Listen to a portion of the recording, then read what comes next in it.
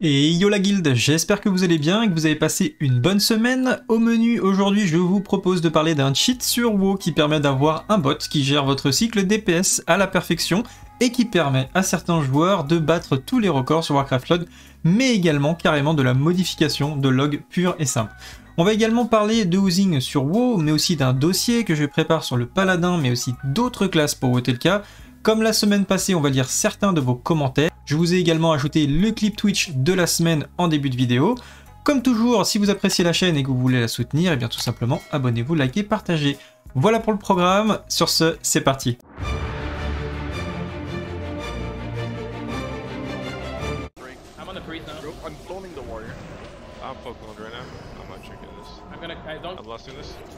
Alright, good. I'm popping everything and I'm gonna destroy this priest right now. Okay. Oh, shit. Warrior died.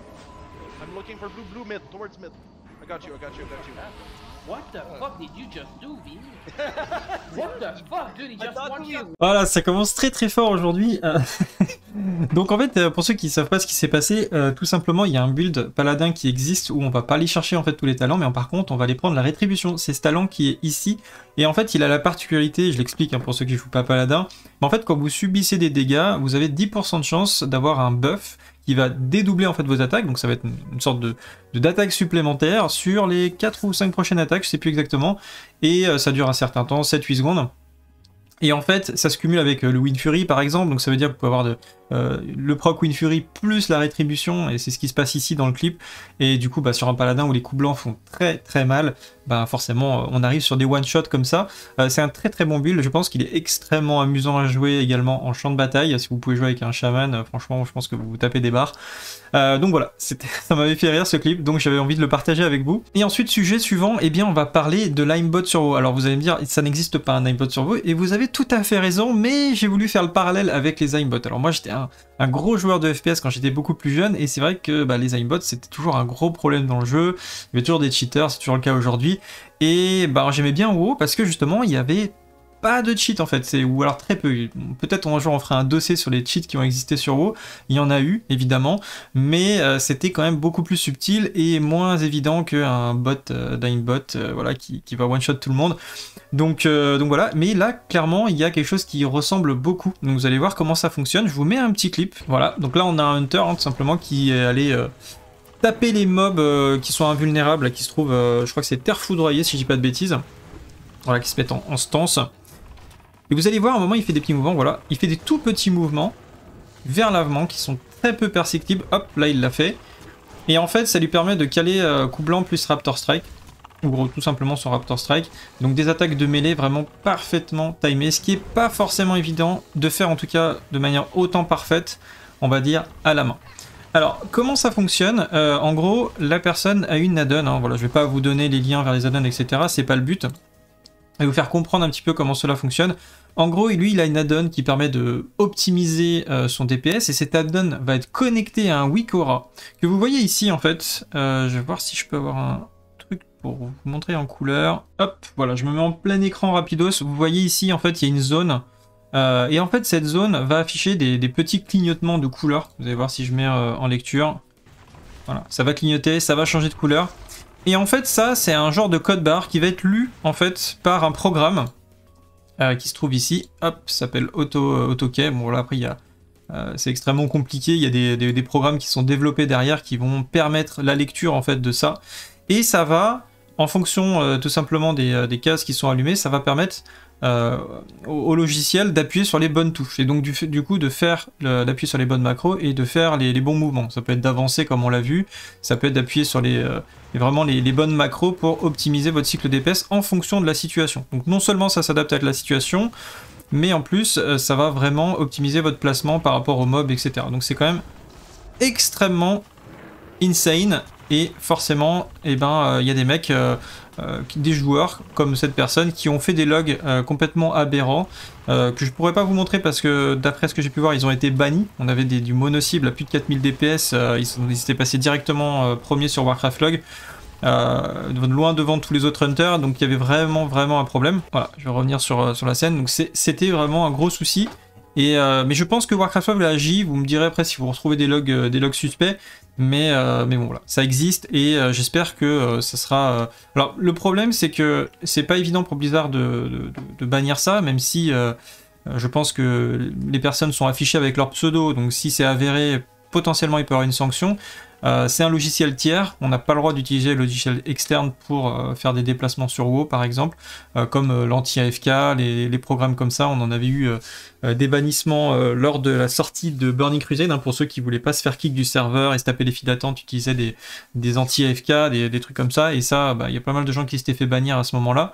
Donc c'est un peu dans la même catégorie, même si c'est beaucoup plus poussé, on a des automatisations externes et ça, c'est interdit. Et toujours dans le cheat de Warcraft Log, il y a des petits malins qui ont réussi, on a même carrément un site qui a réussi tout simplement à faire de l'édition de Warcraft Log, c'est-à-dire qu'en fait au moment, vous savez, pour récupérer votre log, ça vous fait un fichier, vous uploadez votre fichier sur Warcraft Log, il y en a qui ont réussi à craquer ce fichier et tout simplement à modifier certaines valeurs pour se donner plus de DPS, hein, tout simplement. Et donc du coup, évidemment, encore une fois, je vous donnerai pas le lien, mais ce site-là vous permettait en gros de réduire les dégâts des autres joueurs, des pets. En fait, le truc va gratter des dégâts et les réduire les dégâts des autres joueurs du raid pour booster une des personnes. Donc en gros, booster vos logs, quoi. Et c'est fait de manière à ce que le DPS du raid reste le même, et donc du coup le temps de kill reste cohérent avec le DPS du raid. Donc c'était fait de manière très subtile, et l'objectif c'était de tronquer les logs pour vous afficher un DPS bien supérieur à la réalité, et mieux vous classer tout simplement. A priori, les joueurs qui ont utilisé ça ont été bannis, et ils bannent même toutes les guildes. Donc je pense que c'est en cours de résolution, mais voilà, a priori, il y a eu des gens qui ont abusé de ça, malheureusement. Bref, dites-moi ce que vous en pensez en commentaire. Est-ce qu'il y a encore des gens, vous pensez, qui trichent actuellement sur Warcraft Log? Ou alors est-ce que le problème a été résolu? On va essayer de suivre le dossier. Ensuite, un post que j'ai trouvé assez sympa sur Judhype, que je vous invite à consulter. Et bien, tout simplement, c'était un gros dossier qui a été créé donc par Leos, qui a fait un PowerPoint assez insane pour expliquer comment pourrait fonctionner le housing sur WoW, et j'ai trouvé ce dossier hyper intéressant, hyper poussé, il y a une grande réflexion, le gars a analysé tout le housing de tous les jeux, enfin le travail est juste monstrueux. Et franchement, je pense que ça pourrait vraiment pas trop mal marcher sur WoW, la manière dont il a abordé les choses. Évidemment, c'est pas parfait, de toute façon rien n'est parfait, mais ça pourrait avoir pas mal d'avantages, en plus d'avoir un côté sympa, parce que je trouve que ça aurait toujours été sympa d'avoir une petite maison sur WoW, d'avoir, voilà, dans une petite bourgade, tu t'achètes un petit bâtiment, enfin tu loues plutôt, parce que c'est plutôt un système de location qui serait en place, et tu louerais un petit bâtiment comme ça. Ça aurait l'avantage aussi de clean un petit peu les golds, ça pourrait appeler un appel d'air pour les golds, et pour ceux qui ont beaucoup d'or, et bien de se permettre de réduire comme ça, d'aspirer en fait l'or dans le jeu. Il y a pas mal de méthodes qui avaient été utilisées par Blizzard pour réduire comme ça les quantités d'or, en rajoutant des montures, par exemple le marché noir, des choses comme ça, pour ceux qui ont connu ça, et je crois que ça existe toujours d'ailleurs sur la dernière version du jeu. Mais c'est vraiment des outils comme ça pour réduire les quantités d'or qui sont en circulation, et ça pourrait vraiment rentrer dans cette catégorie-là, en plus d'être vraiment très sympa. Donc je vous invite à consulter le post sur Judhype, vous avez le document en téléchargement, vous pouvez le lire, le consulter, alors c'est en anglais évidemment, mais c'est vraiment super bien vu, et j'espère que peut-être sur une des versions futures du jeu, peut-être une version classique, peut-être une version inédite de classique, toujours en rêve toujours, ça pourrait être vraiment cool. Bref, voilà. Et on enchaîne ensuite avec vos commentaires. Ça vous a beaucoup plu la semaine dernière, j'étais super agréablement surpris que vous aviez apprécié cette nouvelle méthode de rajouter vos commentaires, enfin les commentaires sympas, même des fois de critiques, hein. Je prends certains commentaires, vous verrez, il y a certaines critiques, et je trouve ça intéressant, parce que c'est là justement où on peut ouvrir un débat. Donc, s'il y a des choses que vous avez à dire, n'hésitez pas à le mettre en commentaire. Si vous avez des questions, des critiques, et ben voilà, s'il y en a qui sont intéressants, bien construits, bienveillants aussi quand même quelque part, et bien tout simplement, je les mettrai, je les commenterai. Donc, et bien ça commence avec Luciano Janon, il y a 6 jours, il avait dit « On va le défoncer, Brutalus, haha, gear check ». Alors, ça m'a fait rire ce commentaire parce que moi à l'époque j'étais bloqué avec ma guilde sur Brutalus. On l'a pas passé, sauf quand il a été nerfé, je crois que d'un moment ils avaient nerfé le boss. Mais c'était très frustrant comme boss parce qu'effectivement c'était un gear check à l'époque, c'est-à-dire que le boss mécaniquement il n'y avait pas grand chose en fait, il n'y avait rien, c'est un poteau, tu lui tapes dessus et soit t'as les dégâts et tu le tues, soit t'as pas les dégâts, il défonce tes tanks et après le raid meurt. Et franchement, on le mettait toujours, je crois, à 10-15%, et puis on wipait, et c'était hyper frustrant parce que c'était que du DPS, et tu passais tes soirées dessus, et tu disais, bah en fait, on n'a pas le DPS, et tu vas pas magiquement comme ça avoir plus de dégâts. Donc voilà, on n'avait pas le même niveau d'optimisation à l'époque, il n'y avait pas les theory craft qu'on avait aujourd'hui. Moi, je m'en souviens, je devais avoir 1K DPS. J'avais 1K DPS sur Brutalus avec mon rogue. C'est ridicule. C'était ridicule. Je suis sûr qu'il y en a, mais c'est trop nul. Ouais, j'étais vraiment pas terrible en PvE. Donc, effectivement, on était tous très nuls en fait. Hein. J'étais pas le dernier, quoi. C'est ça le pire, j'étais pas le dernier du raid. Et c'est vrai que aujourd'hui, je pense que voilà, les gens ils vont tourner à 2K, 2K5, 3K. J'ai même pas imaginé à combien les gens vont monter sur Brutalis, mais il va imploser en fait. Je suis sûr qu'il va imploser, tout le monde va lui rouler dessus. Ça va être une grosse serpillière. Donc voilà, j'ai hâte de voir comment vous allez éclater Brutalus. On verra bien, à suivre. Ensuite, Kevin Karkar qui nous dit la P4 c'est la phase des rerolls à l'image de ZG. On arrivera en mode caddie, on ressortira très vite avec du stuff équivalent P2, voire même quasiment P3 pour certains loots. Alors j'ai regardé quelques vidéos, j'aimerais bien, peut-être que j'aurai le temps d'aller faire un ZG sur la bêta avec mon pal, ça serait cool. Mais en vrai, ça tape pas mal fort, hein. Il y a des mobs qui tapent assez fort, il y a des boss qui tapent fort, on peut se faire surprendre, donc faut faire gaffe. Le paladin d'ailleurs est très sympa sur ZG, parce qu'il y a pas mal de packs, il y a pas mal d'AOE, il y a pas mal de boss qui summon des mobs, donc c'est sympa d'avoir des paladins pour récupérer tous ces trash. Mais c'est vrai que c'est assez facile globalement, les stratégies sont pas très compliquées, vous allez rapidement comprendre les strats. Après, le faire avec le timer pour avoir l'ours, etc. En pick-up, sur les premières timers, ça va pas être évident. Après, avec un petit peu d'expérience et tout, ça devrait rouler. Mais effectivement, c'est une très très bonne instance, je l'ai déjà dit, pour récupérer du stuff, notamment quand vous allez réattaquer le jeu, que vous êtes un petit peu en retard sur le stuff. Ça reste une instance très abordable sans accès. Donc voilà, il y aura beaucoup de groupes reroll. C'est vraiment effectivement idéal pour s'équiper. Voilà. Ensuite, message de Julien Grand Turin qui nous dit: je suis pas d'accord avec toi sur la sortie, je kiffe BC et je suis content d'y être, de farmer en raid et de jouer la saison d'arène. À t'écouter, il faut aller super vite et jouer à BC pour WoW tel cas. De mon point de vue, j'ai juste envie de profiter du moment présent, la phase de farm est agréable aussi. À titre personnel, j'apprécie pas du tout WoW tel cas, c'est ce qui m'a fait stop le jeu et partir sur privé. Bref, tout ça pour dire, laissez-nous profiter de chaque chose en son temps. Alors, effectivement, moi j'ai pas dit qu'il faut que Burning Crusade finisse plus tôt, j'ai juste dit que de manière globale, l'expérience classique, c'est-à-dire en prenant en compte Vanilla classique aussi, j'aurais bien aimé que certaines choses aillent plus vite, mais un petit peu plus vite, genre 15-20% pour la rapidité de sortie des phases. En plus, globalement, je pense que ça aurait été un peu mieux pour garder les joueurs. On a eu quand même des gros trous d'air à des moments où on avait des guildes qui mouraient et qui perdaient beaucoup de joueurs parce que les gens s'ennuyaient, en fait, il n'y avait pas grand chose à faire.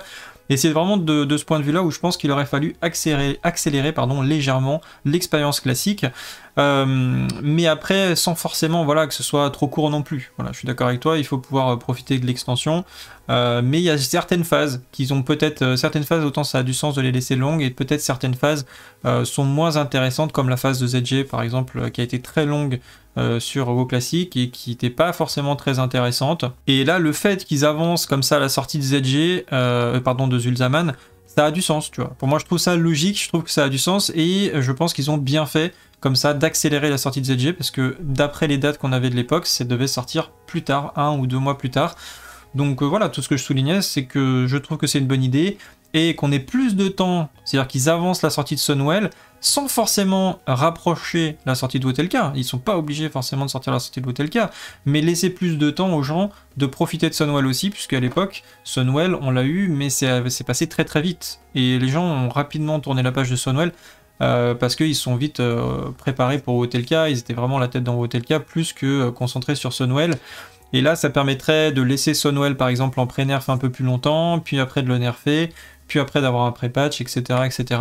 Donc voilà, après c'est une autre manière de voir les choses, mais je comprends que tu as envie de profiter de Burning Crusade, c'est pas le souci.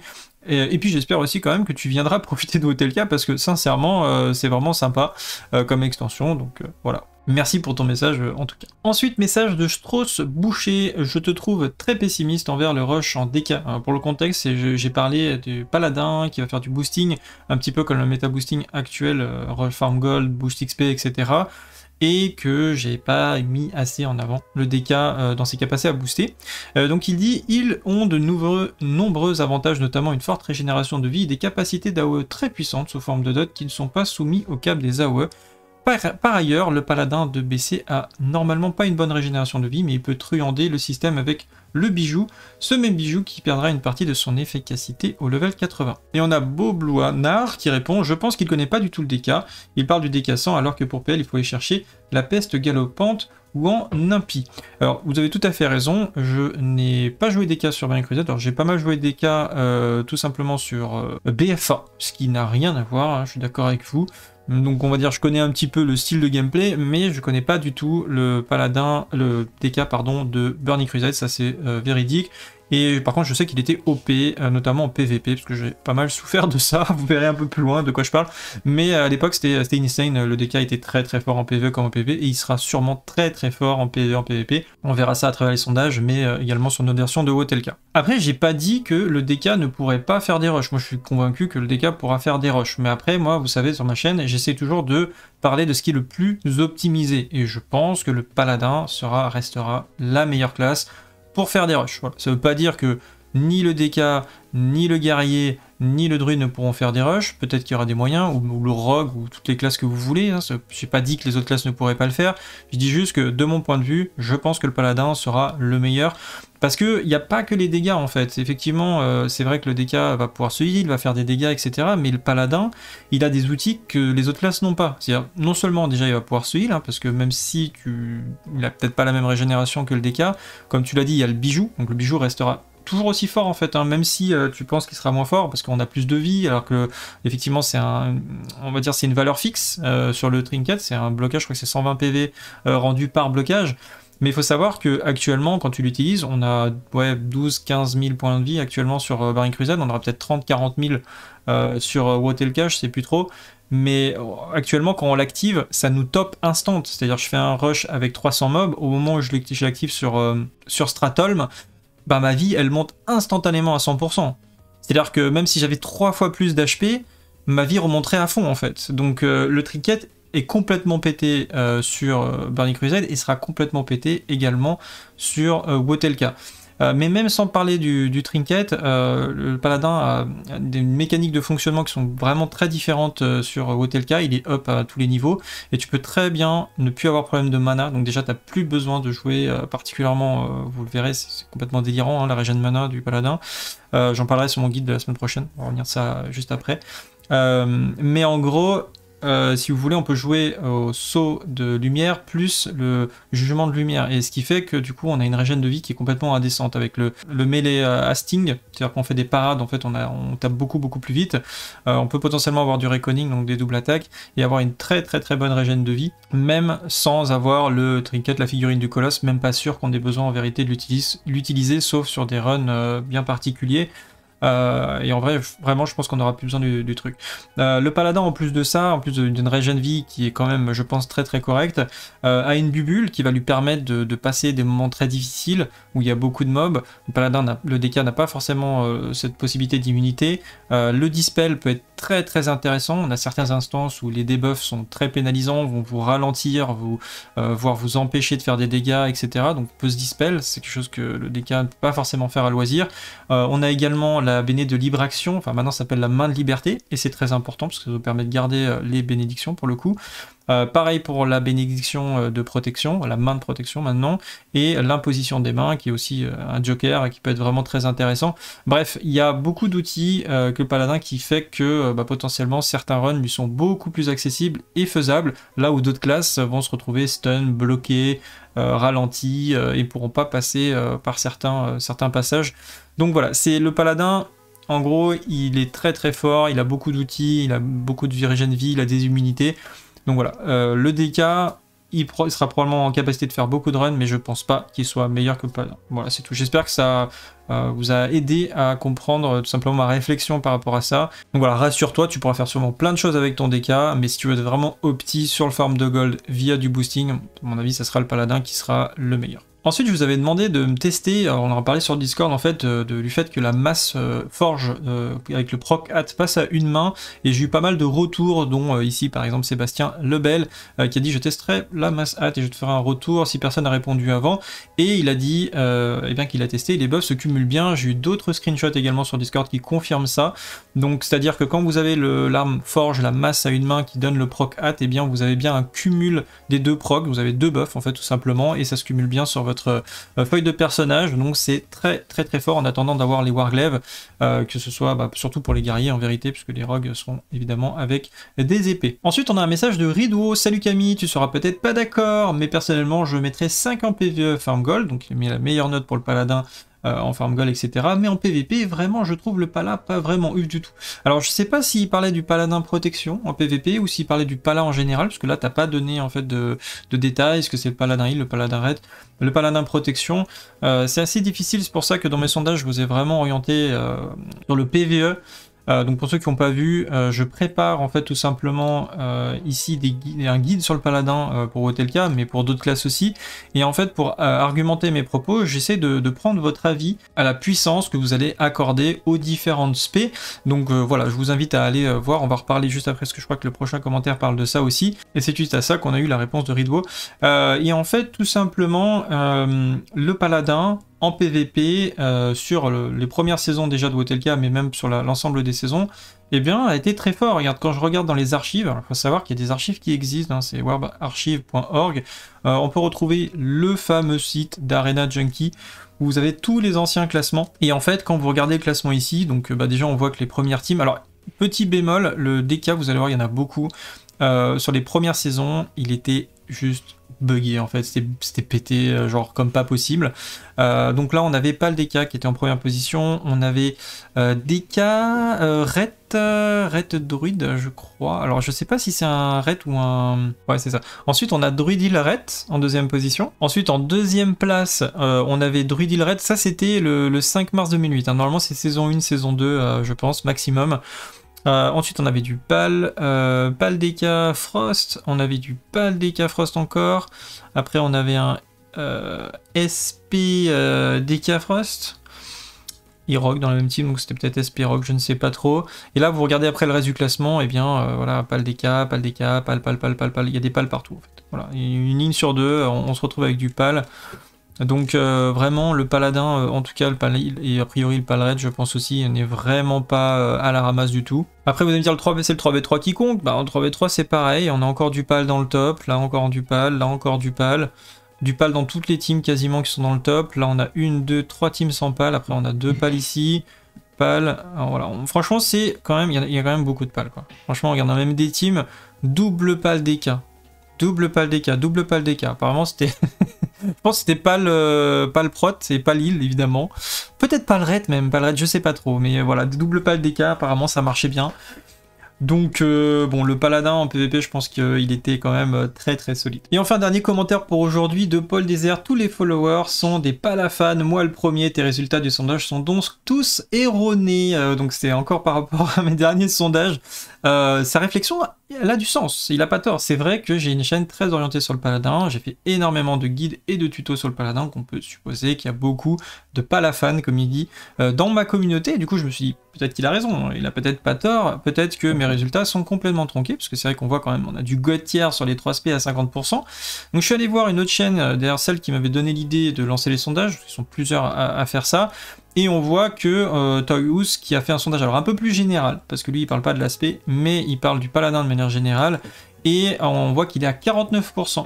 Ce qui fait que si on fait la moyenne, moi j'ai fait 51, 50 et 50, donc on est à 50% grosso merdo, on est vraiment très proche de ce que lui, il a même une meilleure note sur l'above average. Moi j'ai mis bon tiers, peut-être j'aurais dû mettre au-dessus de la moyenne aussi, c'était peut-être mieux, mais voilà, je voulais mettre bon tiers parce que je voulais un truc marrant.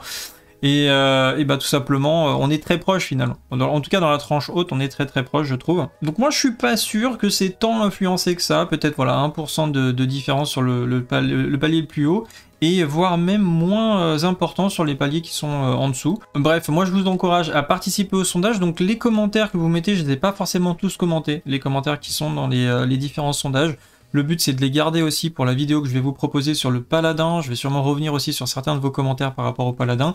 Donc si vous voulez argumenter, donner des précisions sur le PvE, même le PvP, vous pouvez le faire à travers ces 3 posts et vous retrouverez en miroir par la suite ces posts-là et le classement des classes directement sur le Discord. Comme ça, vous pourrez les retrouver assez facilement sur le Discord sans avoir à chercher les vidéos. Si vous voulez une vue d'ensemble, quand j'aurai fait les sondages pour toutes les classes, parce que oui, effectivement, après, je passerai probablement au Hunter, qui est la deuxième classe que j'ai le plus joué à l'époque. Donc il y aura un guide sur le Hunter, j'espère pouvoir le faire sur toutes les classes, un guide. Au pire des cas, il y aura des sondages sur les 3 spé de chaque classe. Donc il y aura pas mal de sondages à venir, hein, vous vous en doutez, jusqu'à la sortie de Hotelka. Mais voilà, comme ça vous pourrez participer, donner votre avis. Et n'hésitez pas à partager évidemment ces sondages. Plus il y a de votes, plus c'est affiné, plus c'est précis. Pour finir, je voulais vous parler d'Overwatch 2, la bêta qui est en train d'arriver. Donc moi ça m'a beaucoup hypé, j'adore Overwatch, hein, j'en ai déjà parlé plusieurs fois. C'est vraiment un jeu que j'ai envie de couvrir aussi également. Dites-moi si en commentaire ça vous intéresse que je fasse des vidéos dessus, puisque je pourrais vous faire par exemple une rétrospective des différents héros assez rapidement, peut-être une vidéo assez dense comme ça, si vous savez pas, vous avez envie de vous lancer, de vous préparer Overwatch 2, peut-être commencer à jouer à Overwatch 1 pour vous chauffer, de voir quelles sont les classes les styles de classe qui vous intéressent. Peut-être que je peux faire une vidéo assez rapidement sur tous les héros, parce que je les connais à peu près tous bien. Donc ça peut être une vidéo assez condensée qui vous permettrait d'aider peut-être à choisir un héros. Dites-moi donc si ça vous intéresse, mais en tout cas c'est sûr j'y jouerai, probablement que je ferai quand même des vidéos dessus parce que ça me plaît. En tout cas ça arrive, on verra, il y aura probablement voilà, ils expliquent qu'il y aura du contenu, on va passer de 6 contre 6 à 5 contre 5, des nouvelles cartes, des nouveaux héros, des nouveaux modes PvE. Je pense que le jeu se prête vraiment bien au PvE, faut que ce soit bien fait, mais vraiment il y a du potentiel en PvE sur ce jeu. Et d'ailleurs vous pouvez vous inscrire à la bêta, je vous mettrai le lien en description. Voilà, c'est tout pour aujourd'hui en tout cas. Merci à tous ceux qui s'abonnent sur la chaîne YouTube avec la fonction rejoindre, ça fait très plaisir. Vous pouvez également faire un tour sur mon Utip et m'aider directement. On se retrouve sur Discord ou dans la prochaine vidéo. Sur ce, salut à tous, salut la guilde et à bientôt. Ciao.